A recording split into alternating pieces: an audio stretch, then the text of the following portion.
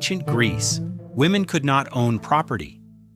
In ancient Rome, women needed a male guardian to sign legal documents. But in ancient Egypt, women could own land, run businesses, serve as judges, and even rule as pharaoh.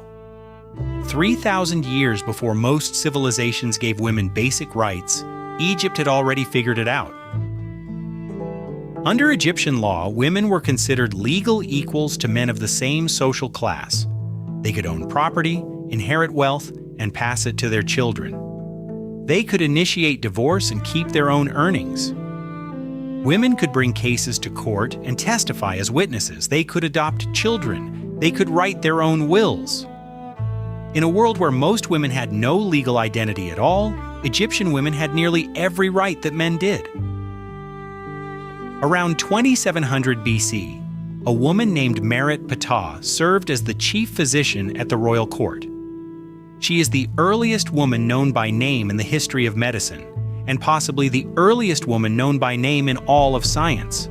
Her son recorded her title on his tomb. He called her chief physician. Not assistant, not healer, chief physician. Nearly 5,000 years ago. Hatshepsut became pharaoh around 1478 BC and ruled Egypt for over 20 years. She was not a queen ruling on behalf of a king. She was pharaoh with full royal authority. She built one of the most beautiful temples in Egypt at Deir el-Bahri. She launched massive trading expeditions to the land of Punt. She oversaw a period of peace and prosperity that lasted decades. And she did it all while some of her statues showed her wearing the traditional pharaoh's false beard. After Hatshepsut died, someone tried to erase her from history.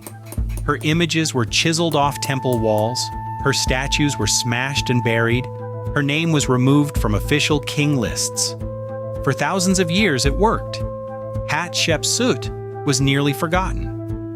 It was not until the 1800s that archaeologists pieced together who she was and realized that one of Egypt's most successful rulers had been deliberately erased. Nefertiti was the wife of Pharaoh Akhenaten, but she was far more than a queen consort. Ancient carvings show her smiting enemies in battle, a pose normally reserved for the pharaoh alone. Some historians believe Nefertiti may have briefly ruled Egypt as pharaoh after her husband's death under a different name. Her bust, discovered in 1912, is one of the most famous works of art from the ancient world. Women served as priestesses in temples across Egypt. The most powerful was the god's wife of Amun, a title held by royal women at Thebes. The god's wife controlled enormous wealth, managed temple estates, and had political influence that rivaled the pharaoh. These were not ceremonial roles. The god's wife of Amun commanded resources, appointed officials, and helped choose the next pharaoh. For several centuries, the position was the most powerful in southern Egypt. Beyond the royal court and the temples, ordinary Egyptian women worked in nearly every trade. They were weavers, brewers, bakers, musicians, dancers, and merchants. Women ran estates when their husbands were away. They managed servants, kept accounts, and handled business transactions. Tomb paintings show women in nearly every aspect of daily life working alongside men as equals. This was extraordinary for the ancient world. In Athens, women could not leave the house without a male escort. In Rome, a woman's property legally belonged to her husband or father. In Mesopotamia, women could be sold to pay a husband's debts. Egypt was not perfect. Most positions of power were still held by men. But the gap between Egypt and every other ancient civilization was enormous. Historians are still debating why Egypt was so different. Some believe it came from Egyptian religion, which placed enormous importance on balance, the concept of mah-aht. Male and female were two halves of a whole, and society worked best when both were in balance. Others point to inheritance customs.